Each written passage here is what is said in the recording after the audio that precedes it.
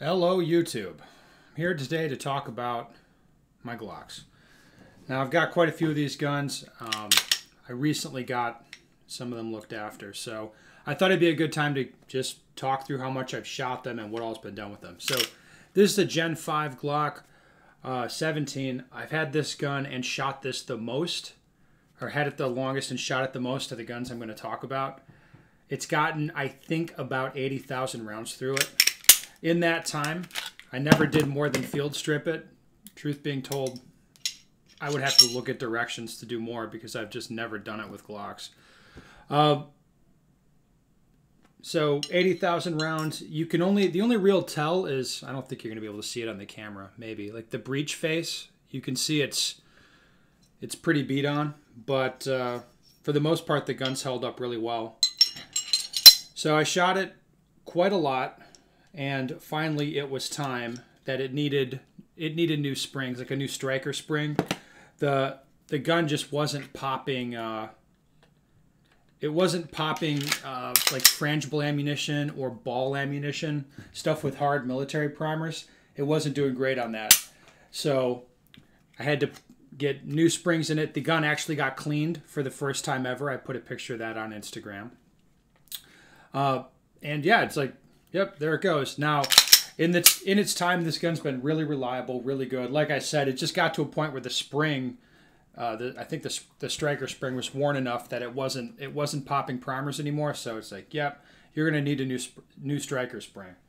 Now, I have a couple other Gen 5 guns that have been shot quite a lot, more than 50,000 on each of these, and thus far, no issues with either setup except. Again, well, at the same time, I just changed the springs, so they will continue to work because these also were getting kind of, you could feel the springs were worn out, and it just wasn't popping primers as reliably as I needed to. Now, I should also say these guns all have the factory recoil spring still in. This is the one they came with. It's never been changed. I don't really do that with Glocks. Not a thing I think I need to worry about. They tend to work really well for a long time. So these have been my training guns for years, like 4 or 5 years. More than, like I said, more than 50,000 rounds on each gun. I think 80,000+ on this Glock 17. So far, so good. Now this is the next generation of training guns I have. You can see these are a little more heavily modified. You see my older guns are very plain, and it's getting to the point where I have the plainest guns by far, which is a little bit weird. So my guns got a little more modification. These got Talon grip tape and the drop-in apex. This is a fine setup. I like it. It is reliable. It's popping everything. It's, you know, it's the same old Gen 5 accuracy and everything. Maybe the apex is a little bit light, but I do like the flat trigger. I think it makes certain things easier. You might also notice these are the test beds for the Holosun 507 comp and the CH SRO knockoff. Testing continues with that, but because I needed more guns, because I'm getting a second base going, like I'm now based near Minneapolis, get a base near Phoenix that I just about, I mean, I bought the place and it's sort of ready to go. I just need more guns to make sure I have all the guns I need spread around where I need them. So this is the new setup I've got. And I have to say, I really dig this. So this is Gen 5 Glocks. Of course, Gen 5 Glock 34 is the drop-in Glock Performance Trigger Kit.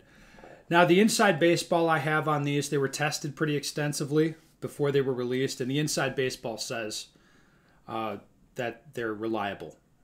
So if you like the feel of it, I mean, yeah, it's going to hold up. It's going to be reliable. It'll pop stuff. At least that's what the guys I talked to are saying, and they're pretty trustworthy. These were tested pretty well. It's got just some grip tape on it, and you'll see Holosun 507 comp sight on it, which is like, you know, bought 2 more of these. Like, these are the sights I am currently buying. Maybe I'll buy some other sights in the future, but I do like the 507 comp. The one disappointing thing with these guns is because they're newer, I'm pretty sure that the recoil spring's not going to hold up. Now, annoyingly, I think something changed in the design. Jesus. Something changed in the design, I think, for the recoil springs, or something changed in the construction, where they're not holding up anymore. I'm seeing a lot of them break, like if you're doing military training or law enforcement training, that kind of thing. These are breaking, like something's separating and they're falling apart. Now, since these guns are newer, I just assume that this is going to happen to these recoil springs at some point, and I'll have to replace them. Yep, I could put in an aftermarket system right now, but I don't really care that much. I'm just going to shoot them and see how long it takes for them to break. But this is the new setup. I actually really like this setup. In testing, it's accurate, it's easy to shoot, it's been reliable. I don't really have any complaints, and I think one thing I'll say about the Glock Performance trigger, it's like the one Glock factory part, it just unequivocally makes the gun better, I would say. It feels a little more like a PDP situation. You can see the trigger springs right back out there. I kind of like it. So anyway, that's what I'm doing with the Glocks. Questions, comments, you can put them below.